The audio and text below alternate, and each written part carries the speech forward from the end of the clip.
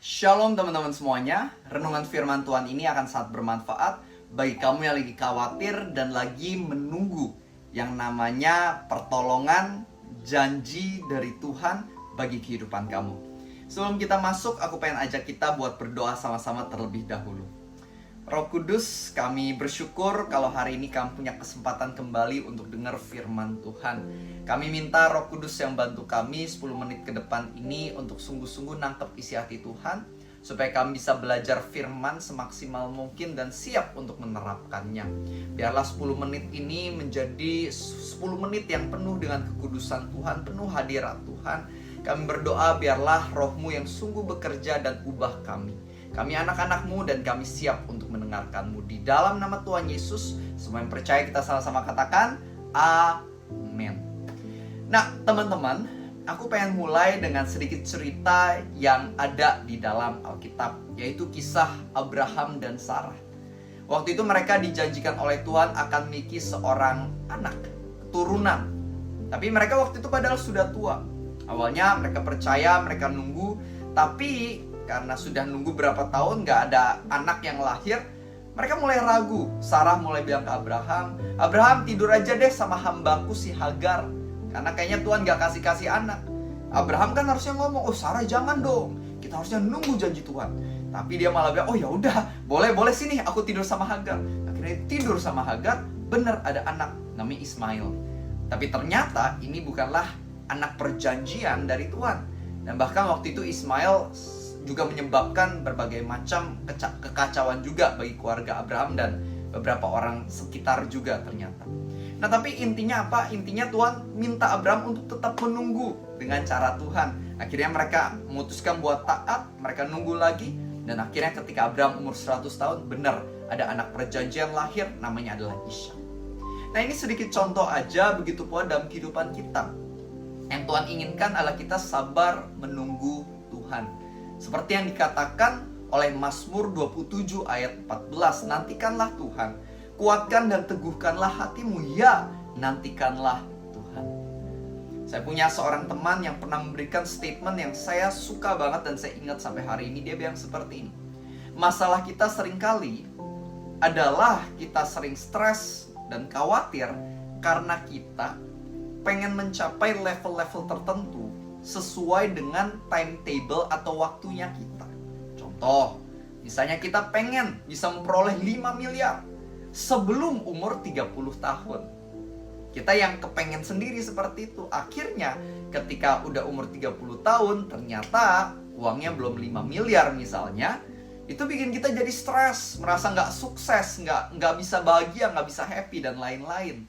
Padahal sebenarnya kalau kita tetap kerja keras, pada akhirnya kita bisa mencapai itu kok, meskipun mungkin butuh waktu yang lebih, mungkin butuh berapa tahun lagi.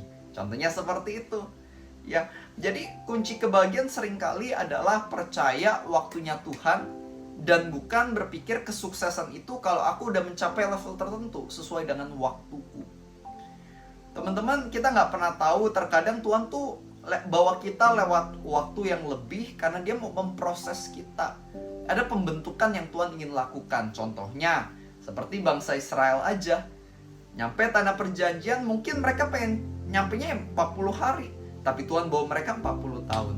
Sayangnya di tengah itu semua mereka gak sabar menunggu. Mereka terus komplain dan lakukan apa yang jahat di mata Tuhan. Maka itu akhirnya banyak di antara mereka yang gak sampai tanah perjanjian. Padahal kalau misalnya mereka ikutin prosesnya aja dengan baik, mereka pada akhirnya akan nyampe kok tanah perjanjian. Aku mau kasih sedikit perumpamaan.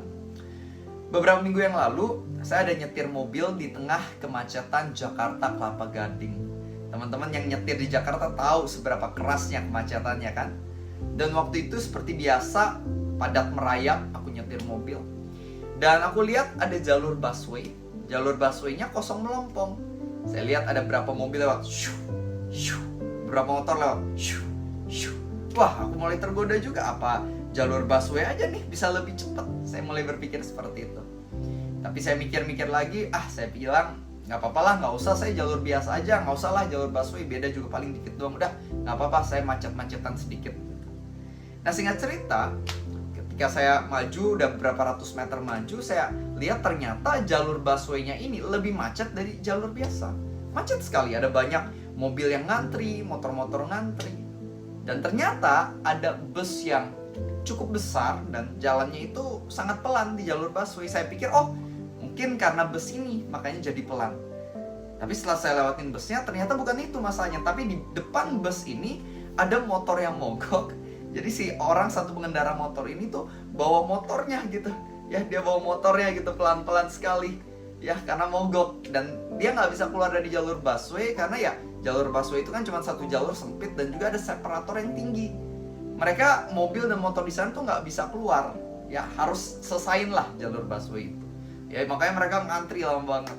Saya pikir, wah untung aja saya nggak ikut jalur busway, kalau nggak lama banget. Tapi ternyata bukan cuma itu.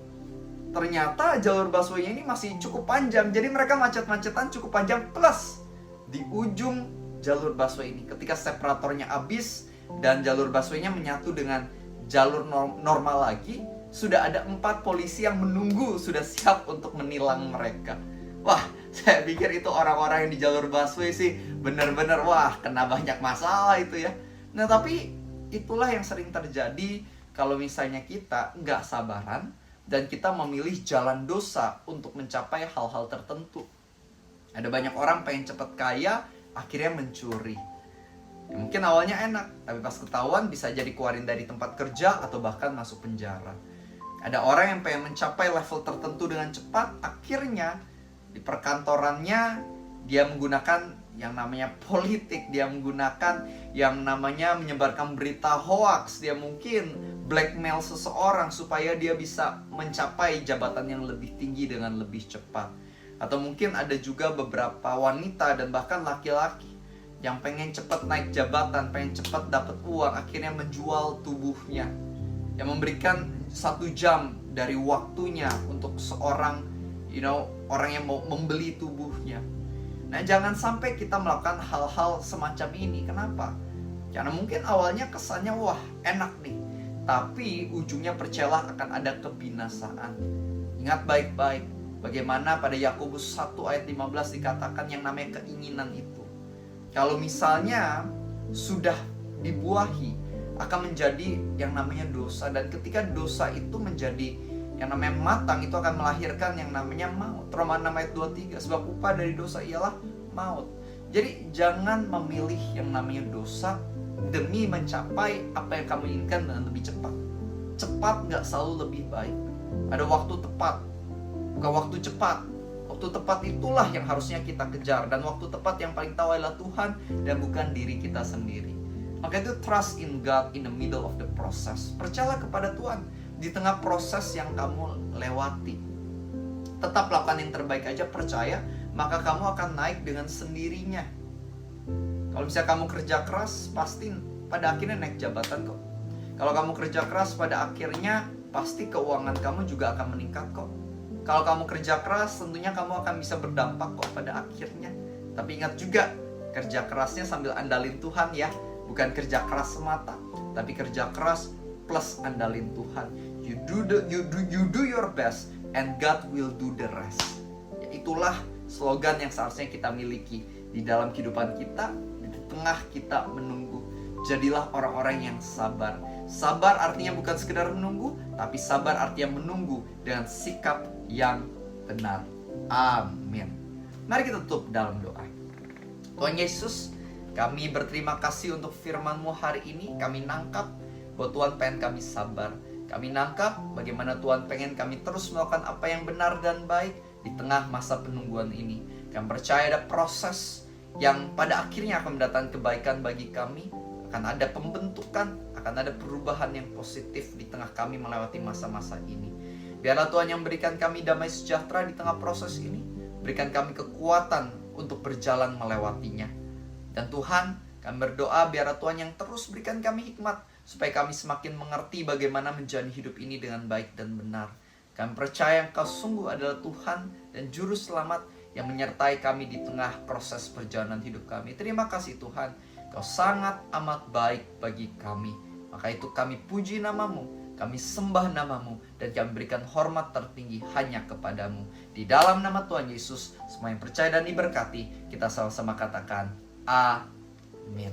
Tuhan Yesus berkati. Dan jangan lupa kalau misalnya kalian belum subscribe, klik tombol subscribe, nyalakan tombol lonceng supaya kalian bisa dapat renungan firman Tuhan yang aku upload sehari-hari. Dan juga jangan lupa share ke teman dan keluarga di grup WhatsApp supaya banyak orang bisa menerima firman Tuhan juga. Dan kalau teman-teman suka baca buku, ada buku aku Jujur Sama Tuhan, Grow in Love, Bersama Tuhan dalam Badai, buku-buku rohani yang bisa memberkatimu dan keluarga. Cek aja langsung di kolom caption, kamu bisa dapatkan.